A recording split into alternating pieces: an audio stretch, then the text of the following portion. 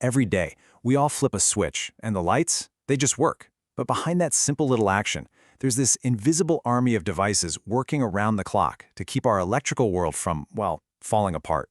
So today, we're going to shine a light on one of the most critical, yet totally unsung of these heroes, the true guardian of our power grid. I mean, really think about it for a second. The demand on our power grid is changing constantly. You've got factories powering up, entire cities turning on their lights, millions of us charging our phones all at once. You'd think all of this would cause these wild swings in voltage. So why doesn't your TV dim every time your neighbor starts their dryer? What is the secret sauce here? Well, the answer is hiding inside those big, humming transformers you see in substations. It's a device called a tap changer. And its whole job, its entire reason for being, is to act as the power grid's ultimate voltage regulator, making these tiny, constant adjustments to keep the power flowing to you perfectly and smoothly. But, like with any great engineering puzzle, there's never just one way to solve it. When it comes to tap changers, engineers came up with two totally different approaches, two competing philosophies, really. And it all boils down to one critical question. Do you make the adjustment while the power is flowing, or do you have to shut everything down first? Now, the basic idea is actually surprisingly simple. A transformer has these coils of wire, right? And the ratio of the turns between those coils is what changes the voltage. A tap changer is basically just a switch that can select different taps or points along that coil, which changes the ratio. You can almost think of it like a volume knob, but for absolutely massive amounts of electricity. And this is where we meet our two main characters. On one side, you have the on-load tap changer, or OLTC for short. This is the daredevil of the two. It changes taps while the transformer is live and under full load. Then, on the other side, you have the no-load tap changer, or NLTC. This one's a lot more cautious. It requires the entire transformer to be powered down before it can make any change. And honestly, this analogy just illustrates the difference perfectly. Using an NLTC is safe, it's simple, it's like adjusting your car seat while you're parked in the driveway. No big deal, right?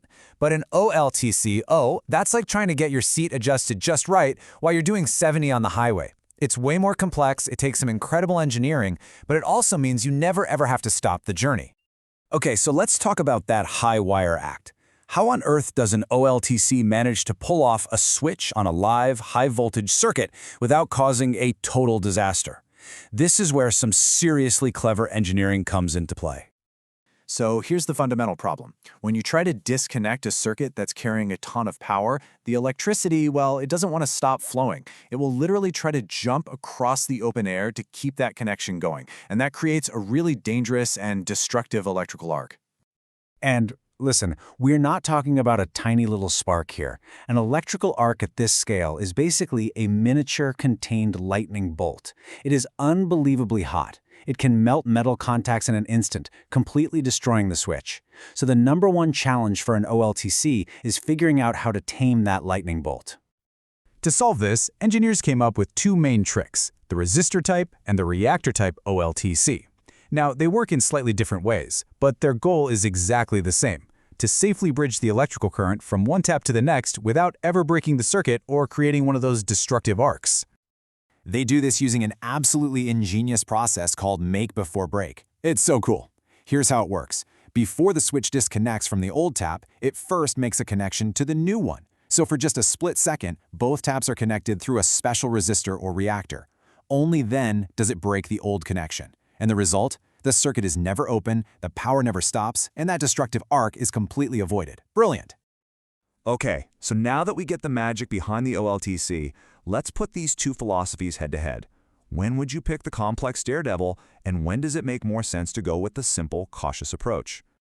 Well, that core difference in operation, live versus powered down, it really drives everything else.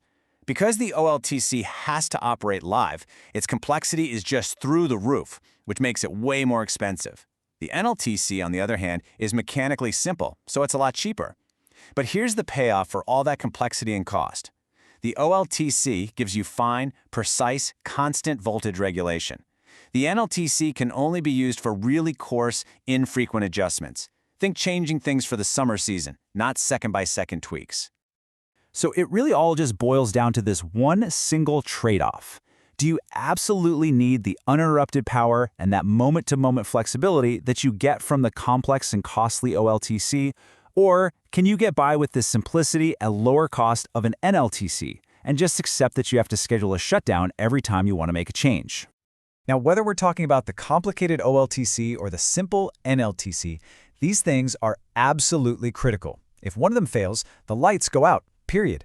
So how do engineers make sure they're reliable? Well, it all comes down to some really rigorous testing and a set of global standards. To make sure everything is working just right, technicians run a bunch of key tests. They'll do what are called static resistance measurements to check the health of the contacts when they're not moving. And then they do dynamic resistance measurements to analyze the switch's performance while it's actually changing taps, making sure that whole make-before-break sequence is happening absolutely flawlessly. And these tests aren't just something they make up on the spot. They are all governed by what's basically the global rulebook for these devices, an international standard called IEC 62014-1. This document spells out exactly how a tap changer has to perform and exactly how it needs to be tested to be considered safe and reliable enough for our power grid. And what's really interesting here is that this single unified standard applies to both types. It covers the high-flying OLTC and the more grounded NLTC. This makes sure that no matter which design philosophy an engineer chooses, the end goal of safety and performance is always meant to the same high, globally recognized standard. So that kind of leaves us with one last big question. We're living in a world of smart grids, with renewable energy like wind and solar that goes up and down constantly, and our demand for electricity is always growing. In a world that needs more flexibility and more real-time control than ever before, is there still going to be a place for the simple, parked car approach of the NLTC, or is the future of our grid destined to be run exclusively by the high-wire act of the OLTC?